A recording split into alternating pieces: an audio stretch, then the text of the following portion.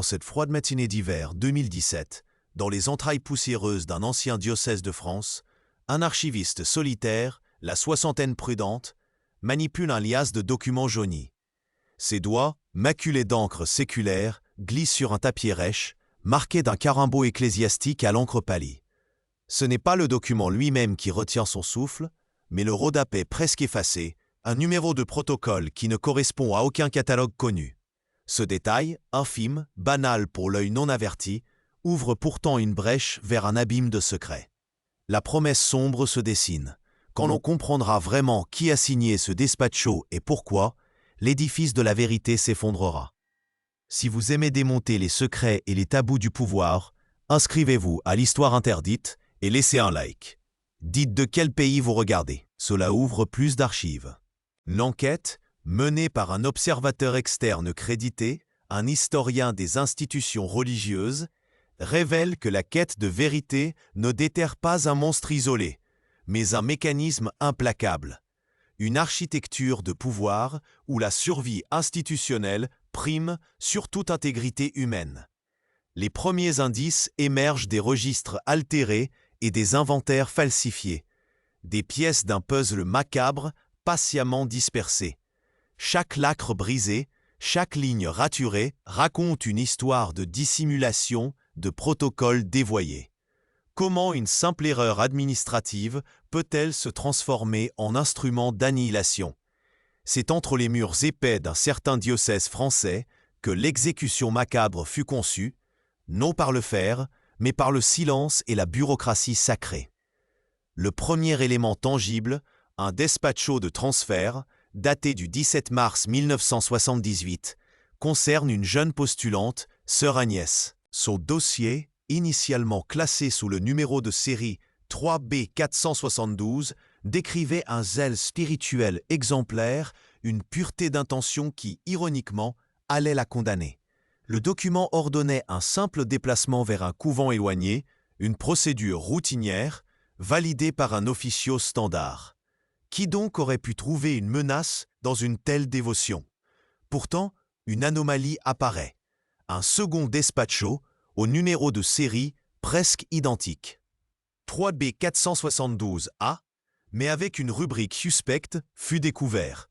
Il s'agissait d'un ordre de placement dans une institution isolée, non canonique, sous l'égide d'un observatoire pastoral fictif. L'expert en calligraphie confirma une dissemblance subtile dans l'encre et la pression du stylo. Une modification ultérieure, habilement exécutée. La preuve était là, un document officiel, cloné, puis perverti. Quelle force obscure exigeait une telle machination? Le protocole de transfert original de sœur Agnès, son officio et l'inventaire de ses maigres biens furent scindés. Le dossier initial, celui de la postulante prometteuse, fut fragmenté, ses éléments dispersés comme des cendres au vent. Un apeso crucial, listant ses notes critiques sur les finances diocésaines, un détail qui à l'époque semblait anodin, fut détaché. Il fut classé séparément, marqué confidentiel. Avant de disparaître mystérieusement dans un fichier mort, une gaveta 11 d'un corridor interne dont l'accès était strictement limité. Quel secret pouvait justifier une telle opération de démantèlement documentaire? Les preuves documentales s'accumulent, dévoilant des atas de réunions fantômes, des catalogos d'archives où son dossier est étrangement incomplet. Chaque micro-révélation pointe vers un système, un mécanisme complexe de dissimulation. Sœur Agnès, la Vierge sacrée, fut dépossédée de son identité religieuse, de sa communauté, de sa voix. Son exécution fut l'effacement méthodique de son existence au sein de l'Église. Cet effacement, ce péché systémique, eut une conséquence visible, une jeune femme fut rayée des registres, non par la mort physique, mais par une mort sociale et spirituelle. Qui avait l'autorité pour orchestrer une telle disparition sans laisser de traces officielles? L'autorité pour orchestrer un tel effacement sans trace officielle émanait d'une chaîne de commandement bien huilée, où chaque rouage jouait son rôle dans la dissimulation. Le dossier de sœur Agnès, autrefois un modèle de dévotion, fut marquée d'un sceau d'infamie invisible, une sentence sans procès. L'historien des institutions religieuses, scrutant les marges des documents, identifia un laudo médical daté du 25 avril 1978, déclarant la jeune femme inapte pour des raisons psychologiques. Un diagnostic rapide, expédié, qui semblait justifier son placement forcé. Qui aurait pu contester un tel verdict émanant d'une autorité médicale reconnue? Pourtant, la signature apposée sur ce laudo souleva une alerte. Le perito calligraphico, un expert chevronné des tribunaux français, examina la pièce. Sa conclusion fut sans appel. La graphie, bien que ressemblant à celle du docteur Henri Dubois, médecin assermenté du diocèse, présentait des variations subtiles dans la pression et la fluidité des traits. Une contre-preuve flagrante, le paraphe habituel du docteur, minutieusement catalogué dans d'autres dossiers, ne correspondait pas. C'était une imitation, habilement exécutée, qui trahissait une complicité manifeste. Quel secret ce médecin avait-il été contraint de garder? Le docteur Dubois, dont le nom figurait sur d'innombrables certificats de santé du clergé, était un homme respecté. Son implication dans cette falsification suggérait une pression immense, exercée par des forces supérieures. La conséquence directe de ce faux laudo fut l'internement de sœur Agnès dans l'institution isolée. Ce fameux observatoire pastoral fictif. Les registres de cette structure, retrouvés dans un fichier mort annexe, décrivent un lieu de réclusion plus qu'un centre de retraite spirituelle. Une porte double en chêne épais, un reloge de parade dont le tic-tac résonnait dans des couloirs silencieux, une atmosphère de surveillance constante. Les conditions de son placement étaient drastiques. Interdiction de contact extérieur, correspondance censurée, privation des insignes religieux. Sœur Agnès fut dépouillée de son habit, de son nom de religieuse, de tout ce qui définissait son identité spirituelle. Les atas de réunions internes de l'Observatoire, consultés avec difficulté, mentionnent des rapports réguliers sur son état mental, tous rédigés dans un langage vague et déshumanisant. Aucun diagnostic précis, seulement des observations générales sur une prétendue résistance aux directives. Quelles directives cette jeune femme refusait-elle d'accepter? Le véritable motif de son effacement, tenu en lisière jusqu'à présent, commence à percer les couches de silence. L'apenso détaché de son dossier initial, celui qui listait ses notes critiques sur les finances diocésaines, n'était pas un simple mémo. Il s'agissait d'une série de calculs précis, de rapprochements bancaires troublants, de questions directes posées sur des transactions foncières. Ces transactions, impliquant des terrains agricoles et des propriétés urbaines, auraient généré des sommes considérables, échappant aux circuits officiels de l'Église. Si cette histoire mérite annexe et croquis, écrivez « Kéros annexos ». Quand la voix vous demandera, les annexes viendront en premier ici. Ces transactions foncières illicites, révélées par les recoupements de l'historien, formaient un réseau complexe. Elles impliquaient non seulement des dignitaires locaux du diocèse, mais aussi des figures influentes des cercles parisiens, des hommes de pouvoir dont l'ombre s'étendait bien au-delà des murs sacrés. Sœur Agnès, dans son innocence et sa rigueur, avait mis le doigt sur une corruption systémique, une perversion des ressources destinées aux œuvres de charité. Ces questions, consignées dans des carnets de poche et des feuillets volants, furent considérées comme une menace directe à l'équilibre de ce pacte secret. Le protocole de silence fut activé. Un despacho interne, sans numéro de série officiel, mais portant un cello discret du vicaire général, ordonnait une gestion discrète des éléments perturbateurs. Ce document, retrouvé par hasard dans la Gaveta 11 d'un bureau annexe, était une directive codée, une instruction pour neutraliser toute voix dissidente. La gestion discrète signifiait l'effacement. Le système de pouvoir, confronté à une pureté dérangeante, avait choisi la voie de l'anéantissement social. Qui se cachait derrière ce cello officieux mais si puissant? L'enquête révéla que les fonds détournés des transactions foncières étaient réinvestis dans des opérations immobilières douteuses sous couvert de holdings ecclésiastiques. Des sommes colossales, des millions d'euros, ont transité par des comptes offshore, loin des regards de l'inspection canonique. Sœur Agnès avait, sans le vouloir, menacé ce flux d'argent, cette artère vitale d'un système corrompu. Son zèle, sa quête de transparence était une lumière trop vive pour les ombres où prospéraient ses arrangements. Les catalogues d'archives, consultés par l'équipe, montraient des lacunes flagrantes dans les registres de propriété du diocèse pour la période concernée. Des parcelles entières, des domaines autrefois rattachés à l'Église, avaient disparu des inventaires sans explication plausible.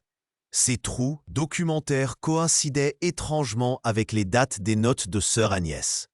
Un lien direct, mais invisible, entre sa curiosité et ses disparitions. Le silence, ici, était une architecture. L'évêque, dont l'autorité était incontestée, n'avait pas besoin de donner un ordre direct d'exécution physique. Son pouvoir résidait dans sa capacité à manipuler le protocole, à pervertir le système pour qu'il agisse de lui-même. Chaque document falsifié, chaque silence imposé, chaque porte fermée sur sœur Agnès était une brique dans la prison de son existence. Il s'agissait d'une mort lente, administrative, orchestrée avec une précision chirurgicale. Une exécution sans effusion de sang, mais avec une cruauté morale insondable. Comment un homme d'Église pouvait-il tolérer une telle abomination sous son regard? Ce n'était pas de la tolérance passive, mais une orchestration méthodique. L'évêque diocésain de l'époque, une figure dont le nom, Monseigneur Armand de la Croix, est gravé dans les annales de l'Église française pour sa gestion rigoureuse et son sens aigu de la discrétion, n'a pas ignoré les faits. Il les a façonnés. L'historien des institutions religieuses, en recoupant les informations, a découvert un officio interne, non daté, mais signé de sa main, dans la Gavetta 11 d'un bureau adjacent à l'épiscopat. Ce document, un simple mémorandum, portait une instruction laconique, gérer l'incident sœur Agnès avec la plus grande circonspection par les voies administratives appropriées. Une phrase anodine, mais lourde de sens. La circonspection signifiait l'effacement. Les voies administratives appropriées étaient les despachos modifiés, le faux laudo, l'isolement. C'est ici que se révèle la perversion ultime de l'autorité. L'évêque n'a pas ordonné de mort physique, mais une mort sociale et spirituelle. Sœur Agnès fut dépossédée de son identité religieuse, de sa communauté, de sa voix. Son exécution fut l'effacement méthodique de son existence au sein de l'Église. Une annulation par le stylo et le carimbo. Une sentence sans appel prononcée dans les couloirs feutrés du pouvoir. Le despacho de transfert initial, celui du 17 mars 1978, fut bien rédigé pour un simple déplacement. Mais un apinceau caché, un petit feuillet glissé sous le protocole de classement, portait une note manuscrite, à l'attention exclusive de Monseigneur de la Croix, suivi du dossier Agnès. Nécessité d'une solution définitive. C'était la preuve tangible. L'encre, analysée par le Perito Calligrafico, correspondait à celle utilisée par le secrétaire personnel de l'évêque. Un homme dont la loyauté était absolue. Le lien était établi. Les transactions foncières illicites, celles que sœur Agnès avait documentées dans ses notes critiques, formaient le véritable moteur de cette machination. Des terres agricoles, des propriétés urbaines, des donations détournées, un réseau de profits qui s'étendait bien au-delà du diocèse. Les catalogos d'archives, à force d'être passés au crible, révélèrent des lacunes d'inventaire systématiques pour la période 1975-1979.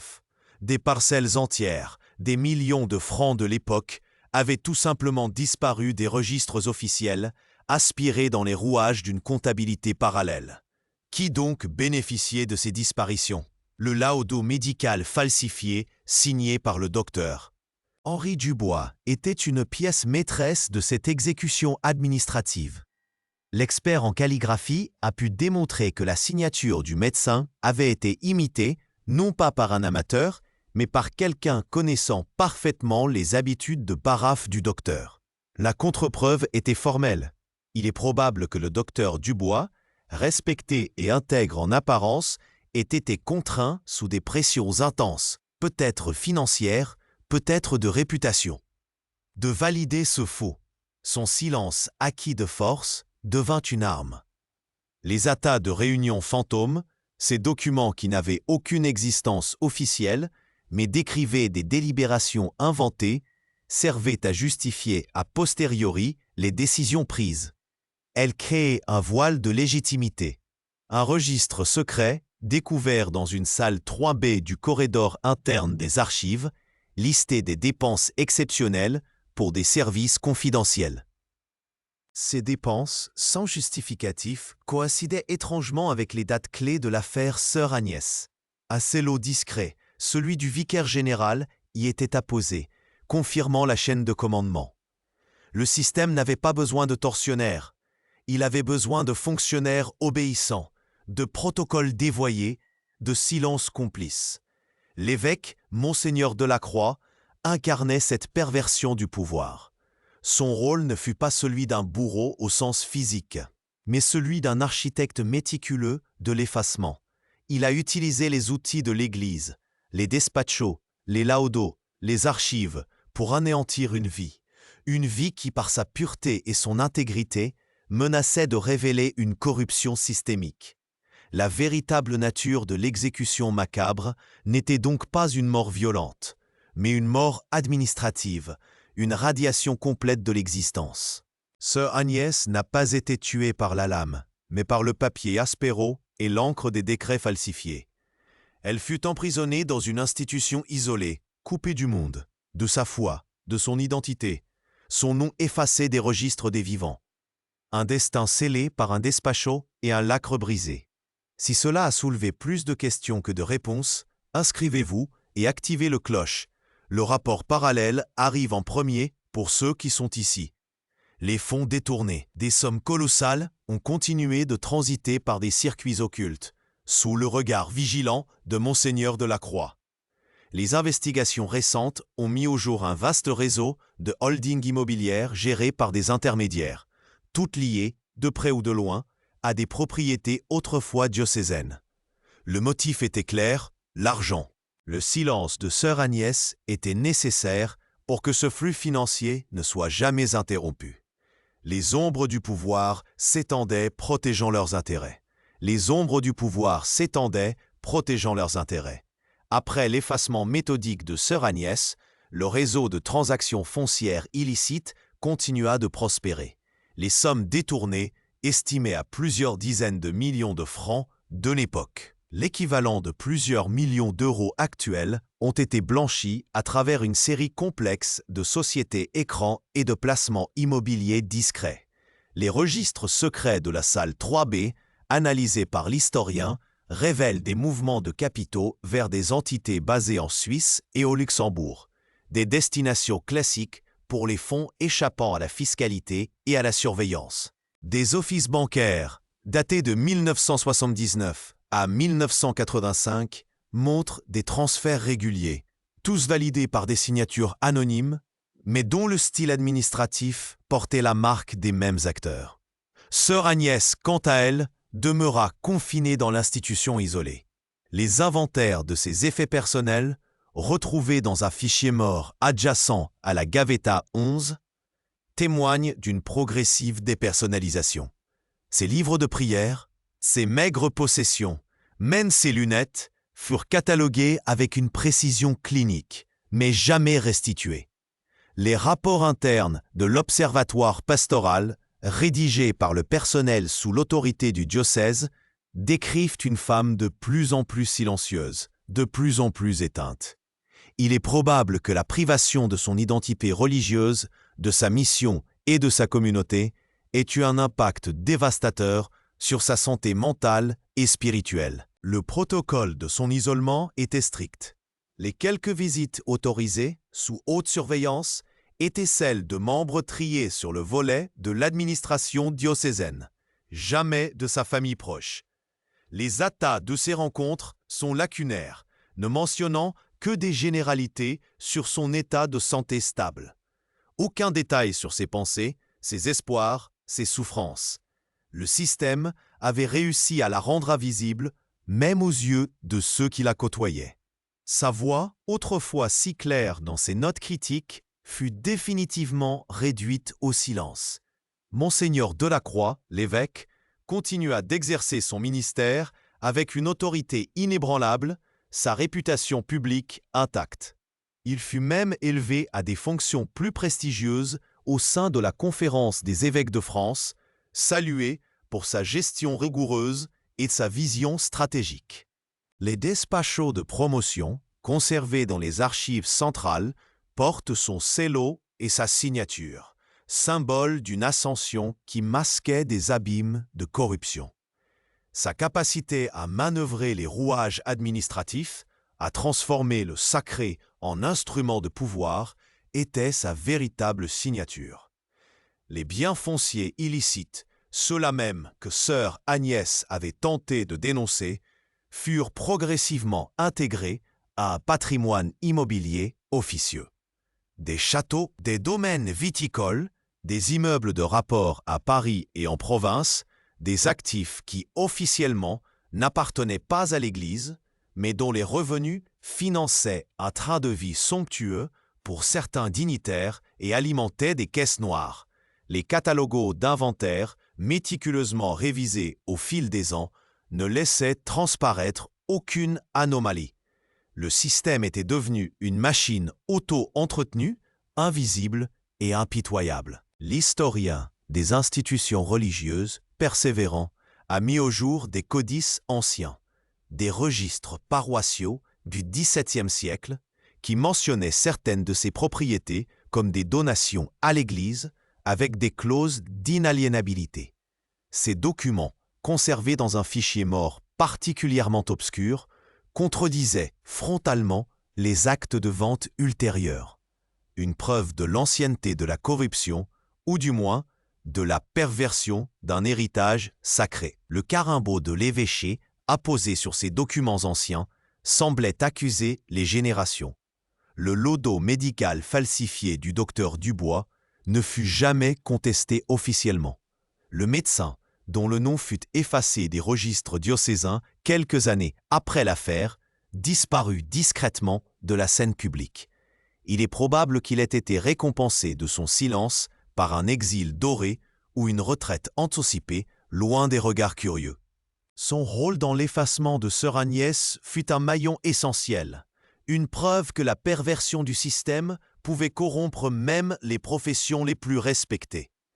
Les atas de réunions fantômes, les lacunes d'inventaire, les despachos modifiés, chaque pièce de ce puzzle administratif formait une couche protectrice autour de la vérité. Sœur Agnès, la Vierge sacrée, n'était pas un cas isolé, mais un symbole de tous ceux qui, par leur intégrité, menacent les structures de pouvoir et sont, de fait, broyés par elles. Sa mort fut un avertissement silencieux à quiconque oserait remettre en question l'ordre établi. Ce qui change, lorsque l'on comprend qui a signé et pourquoi, c'est que l'on ne voit plus un simple cas d'abus, mais l'ingénierie perverse d'un système. Le nom de Monseigneur Armand Delacroix ne représente plus seulement un évêque respecté, mais l'architecte d'une annulation de vie menée avec la froideur d'un bureaucrate. Les dates de 1978 et 1979 ne sont plus celles d'une simple procédure administrative, mais celles d'une exécution silencieuse. Les murs du diocèse, qui semblaient abriter la foi, dissimulaient en réalité un vaste réseau de corruption et de mensonges. L'histoire de sœur Agnès n'est pas celle d'une vengeance divine, mais d'une justice humaine bafouée. Elle résonne comme un écho dans les couloirs du pouvoir, rappelant que même les institutions les plus vénérables peuvent abriter des ténèbres insondables. Pour voir la ligne du temps commentée et le plan des connexions, inscrivez-vous et commentez Quero a linea do tempo. La playlist vit dans le premier commentaire épinglé. Les atas de réunions fantômes, les lacunes d'inventaire, les despachos modifiés, chaque pièce de ce puzzle administratif formait une couche protectrice autour de la vérité. Sœur Agnès, la Vierge sacrée, n'était pas un cas isolé, mais un symbole. Un symbole de tous ceux qui, par leur intégrité, menacent les structures de pouvoir et sont, de fait, broyés par elles. Sa mort fut un avertissement silencieux à quiconque oserait remettre en question l'ordre établi. Et ainsi, sœur Agnès demeura dans l'institution isolée, sa vie monastique brisée, son identité religieuse effacée. Les derniers registres secrets de l'Observatoire pastoral ne mentionnent plus son nom, seulement un numéro de matricule, puis une date de décès, sans cause précise, en 1995. Aucune pierre tombale, aucun office funéraire digne de son engagement. Son corps fut inhumé dans un cimetière anonyme, loin de sa famille, loin de la communauté qu'elle avait servie avec tant de dévotion. Une fin silencieuse, à l'image de son exécution administrative, preuve ultime de l'efficacité impitoyable du système. Monseigneur Armand Delacroix, quant à lui, continua son ascension. Il prit sa retraite avec les honneurs, salué pour sa gestion exemplaire et son dévouement à l'Église. Les catalogues officiels de la Conférence des évêques de France ne retiennent de lui que les distinctions et les hommages, un voile pudique sur les manœuvres obscures orchestrées sous son épiscopat. Le réseau de transactions foncières illicites, cependant, ne disparut pas avec lui. Il est probable que ce mécanisme de détournement se soit perpétué, s'adaptant, se transformant, mais toujours actif, nourrissant les mêmes ombres du pouvoir. Ce qui change, lorsque l'on comprend qui a signé au pourquoi, c'est que l'on ne voit plus un simple cas d'abus, mais l'ingénierie perverse d'un système. Le nom de Monseigneur Armand Delacroix ne représente plus seulement un évêque respecté, mais l'architecte d'une annulation de vie, menée avec la froideur d'un bureaucrate. Les dates de 1978 et 1979 ne sont plus celles d'une simple procédure administrative, mais celles d'une exécution silencieuse. Les murs du diocèse, qui semblaient abriter la foi, dissimulaient en réalité un vaste réseau de corruption et de mensonges. La vérité, enfouie sous des montagnes de papiers aspéraux et de carimbos falsifiés, finit toujours par percer, même des décennies plus tard.